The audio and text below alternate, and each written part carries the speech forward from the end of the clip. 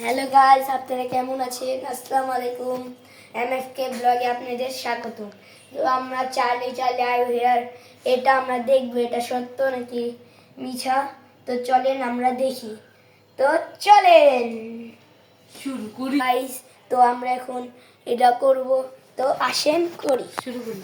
Charlie Charlie I here বাই দিদি গাই চার্লি চার্লি আই হেয়ার।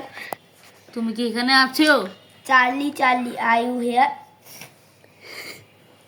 মারবো কিন্তু। Charlie Charlie I here. Charlie Charlie I here. তুমি কি চার্লি চার্লি আই হেয়ার। তুমি কি এখানে আছো?